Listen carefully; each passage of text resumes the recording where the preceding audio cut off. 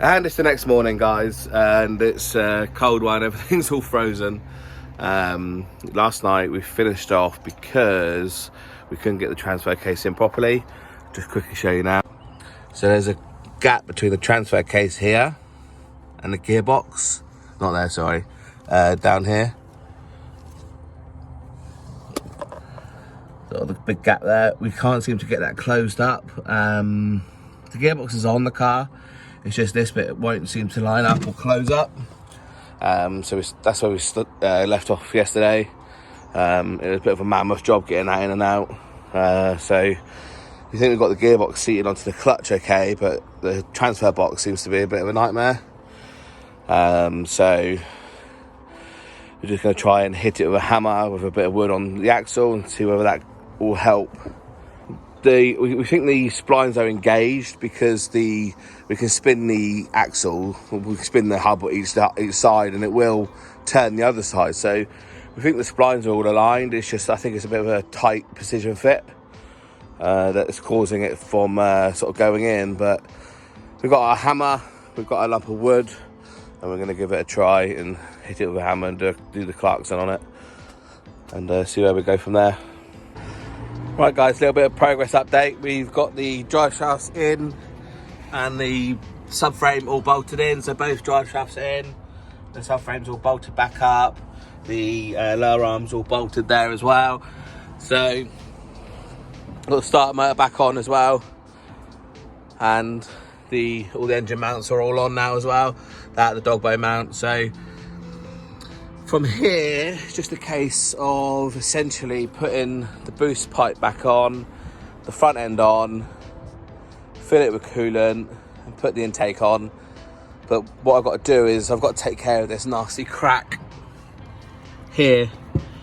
So I'm going to take this manifold off and I'm going to drill and grind the crack and then try and weld it up. Fingers crossed it works, but you know, it's that or buy a new one. But if I buy a new one, I still need to put the lambda sensors in here anyway. So I'm gonna try and whip this off now, as it's kind of off anyway. Right guys, so basically what I'm doing now is I fitted the pipe here for the inlet, just because it made my life easier. Everything's mainly done, just needs the front end to go back on. But while I'm here, is I'm just gonna wrap these injectors up. Wire for the injectors. Some of them have been rubbing, as you can see. So that one's down too. That's interesting actually. Check that out. That one there is to the wire, and that's injector 3, which could be my misfiring issue. So that's why I wanted to check these, because I know I didn't wrap them up. I wanted to check that they worked before I wrapped them. So I'm going to go ahead and wrap each one up now and put it all back. But I thought it would be a good thing to do while I've got access to the front. So I've just individually wrapped each one of these in insulation tape. Each wire is all wrapped in insulation tape individually. And I've got some loom tape that I'm just going to wrap them all together with to neaten everything up and to help with any chafing issues. I think what's happening here, you can see some marks there and there, and some more here where the wire is actually rubbing up against here, which I think might have caused my injector 3 to maybe short out. So hopefully that might actually fix my misfiring issue, or slight misfire. So I'm gonna get this all wrapped up now and carry on with getting everything else back together. There we go, all individually wrapped up in loom tape. So get these back in there, then carry on with the rest of getting the car back together. Alright, so got most of the front end on now, both headlights, boost pipes. So this boost pipe goes up to the inlet manifold, and that's all done. So it comes up there into the inlet, that's all done and dusted. This side is only half done.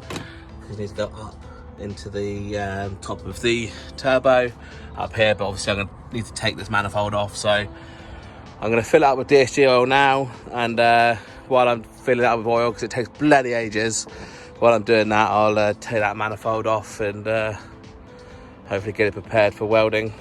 So Almost there, guys, almost there. Literally just filling up with the DSG oil now. It's a really slow process for us to do it this way, so you're going to crack on, get that manifold off while that's filling up, and just gradually top it up as it runs down.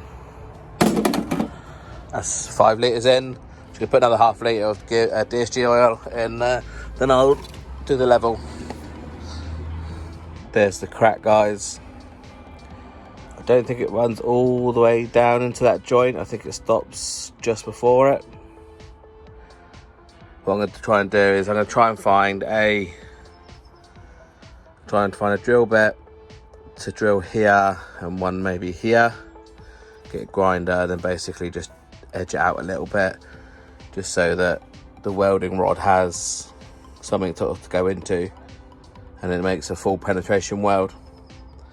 That's the plan, and see how it goes. Otherwise, I'll be on the lookout for another one of these.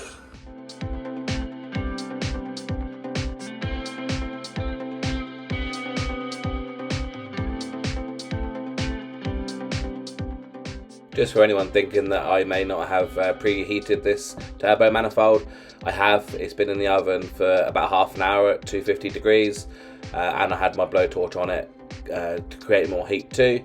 So that, in this video, it is very hot, so I did preheat it, but it was still cracking as well, as you'll tell later on in the video.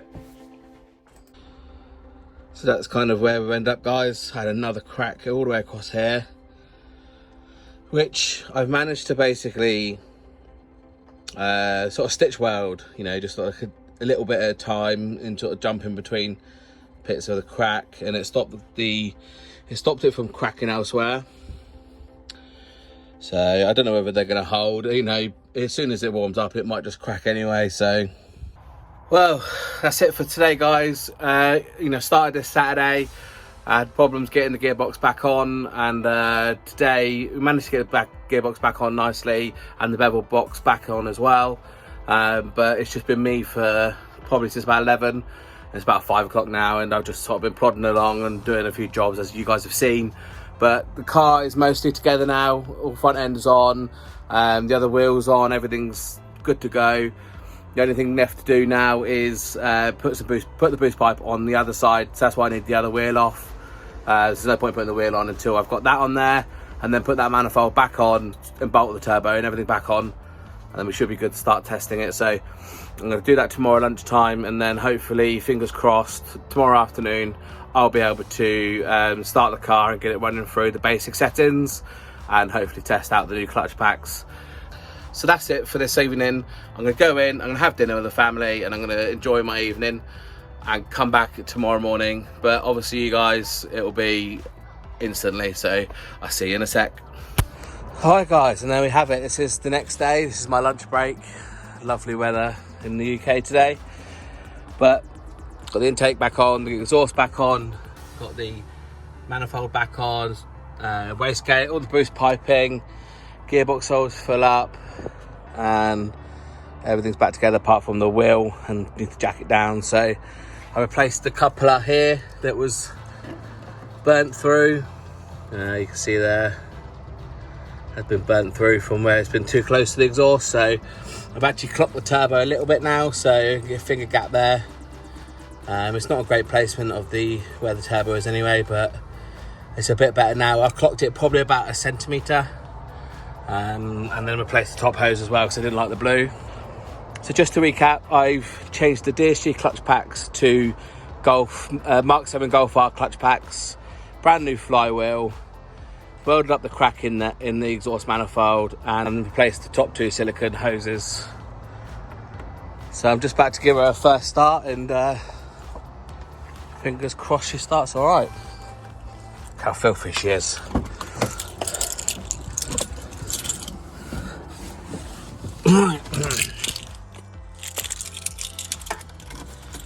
Probably have loads of lights on the dash.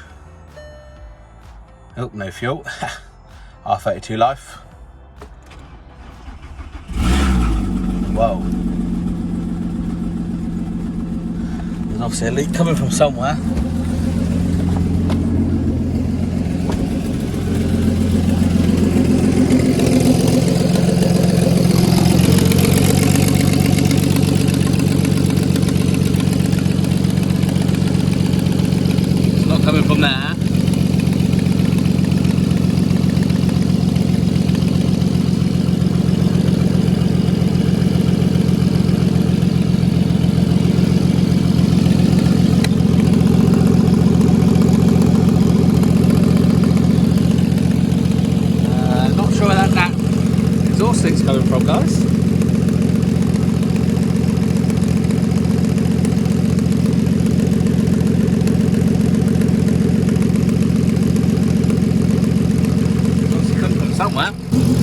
So it sounds like it's coming from the exhaust, between the head and the exhaust down here.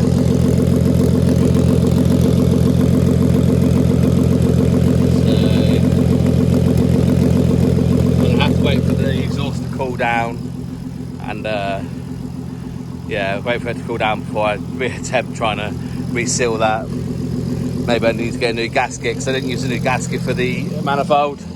Oh, just turn this off now. I'll wait until that cools down and then I'll try and see whether any bolts are loose on the exhaust manifold. But she started up straight away, so you know, no complaints there. And I did try and put it in first, not in first, but in drive, reverse and sport mode, and it felt a lot smoother than it normally does, because as soon as you put it into, before you put it into neutral or reverse or drive, it kind of would clank into gear or into position, it sort of bang into it. This felt really nice and smooth, so fingers crossed that's sorted our issue out. So it's definitely giving me some hope. I'll let this cool down, I'll get the wheel, I'll get it dropped down, and then investigate that issue and then see where we go from there. It seems to be changing gears absolutely fine, no issues, seems to be pretty smooth, hell of a lot better than it was before. Taking it very easy, guys, because I've got that exhaust leak, but seems to be driving lovely and smooth. Can't even tell I'm changing gears, which is drastically different to what it was before. Much better than what it was before, guys.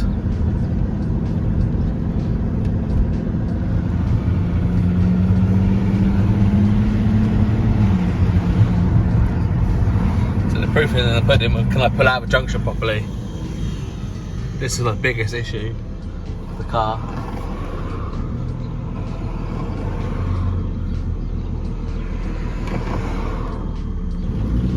Ah, night and day, guys. Night and day. Before that would have it would hesitated, then stuttered, and then sort of banged to pull out. I just pulled out like nothing. Oh, what a dream, guys. I'll do all the basic settings and all that stuff tonight once I fix that exhaust issue. I can drive it properly. Another junction pull out. Let's have a look.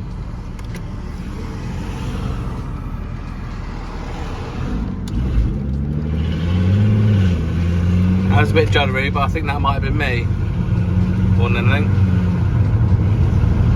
Right, let's get this thing home. I'm too low on fuel, and that exhaust thing's a bit worrying me.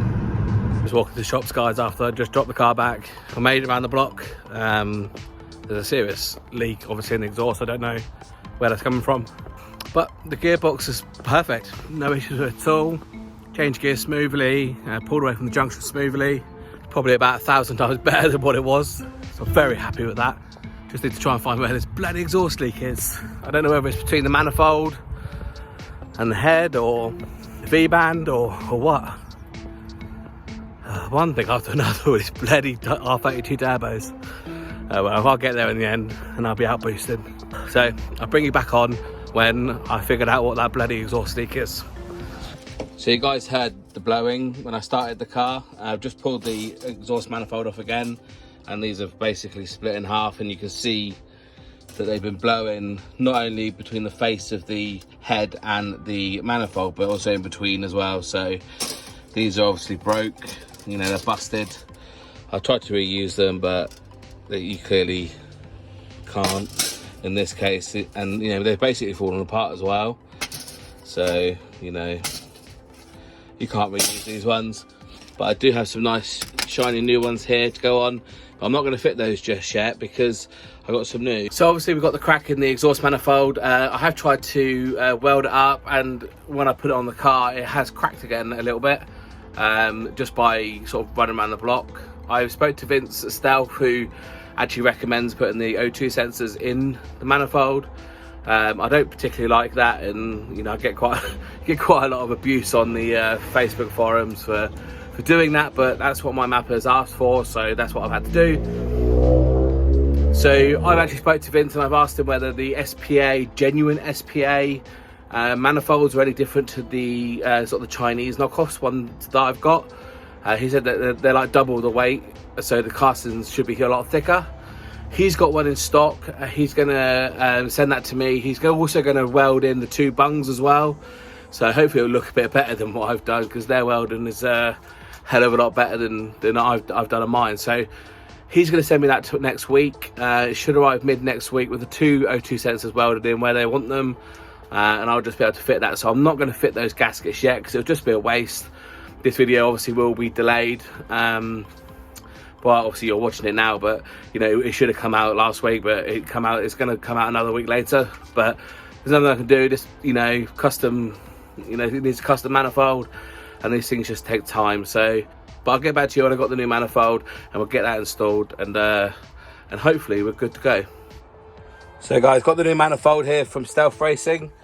As you can see, it's an actual SPA model. It would say SPA around there, and they've done the 2 O2 sensors in there, how they like them, and obviously that's a much better finish than what I did on my one, so pretty happy with that. Look at my crappy old job.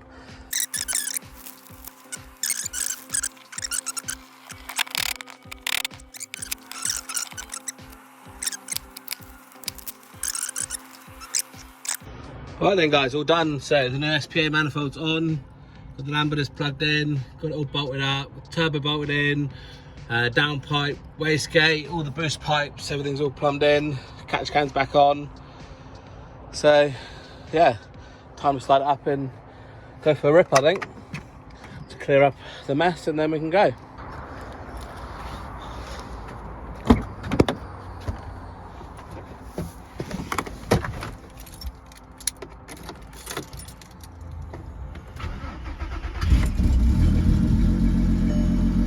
Well, that sounds better. I'm going to hear the exhaust coming from the back, not the front, so that's a start. It seems to be running lovely.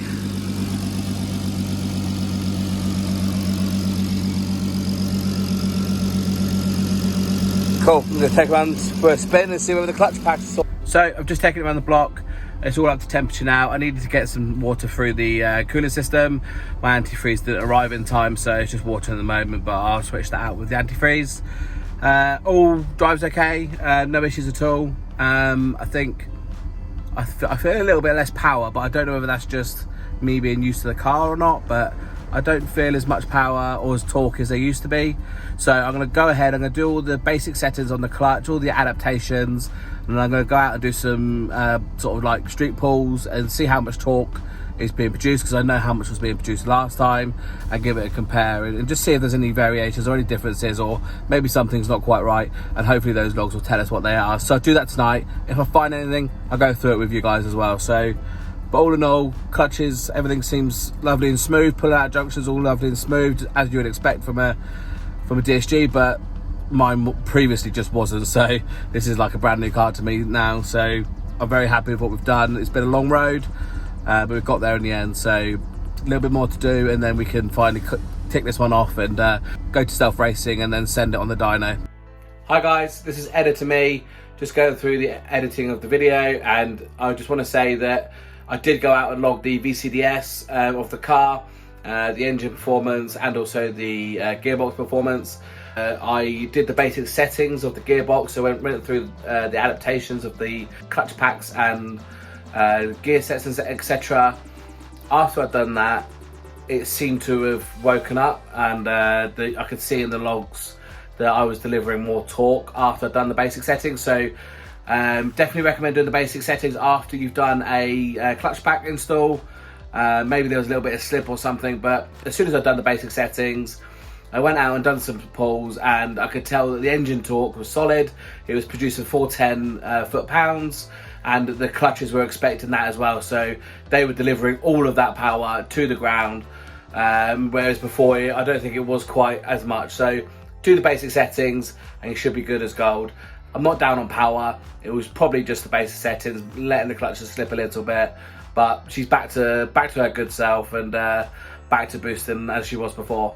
Right guys, so I've just put some coolant in now, some antifreeze. It finally arrived after like a week delay. So I just drove it down the block and I've bled the system and everything, and it's all good now. So I'll just kind of show you a little bit more about sort of the gears and how it's all working now. So just wait for this car to go past and then I'll do a pull out of the junction. So originally what would happen is I'll go to let off the pedal, the brake pedal, and I'll kind of lurch forward. So I'll show you what it does now. So let off the brake pedal and it just goes smoothly. It sort of transitions from sort of idle to that biting point, sort of really smooth, and then I put my foot on the accelerator, and that kind of goes like really smooth. It kind of like releases the power quite smoothly, and as you can see, it's changing gears nicely. Everything's very smooth. So on the odd gears, I had like quite a harsh clutch bite. It would kind of hit the odd gears really hard, like a thud into the odd gears. But now every gear is smooth and, you know, easy to use. So I just put it in manual. So if I drop down, everything seems to work perfectly. All very smooth. You know, completely different to what it was like before. So night and day difference, guys. It means that the car's actually drivable now. I could drive it without any issues, and it was really annoying to drive before. And then, so let's hope we get some more power on the dyno next week. Fingers crossed.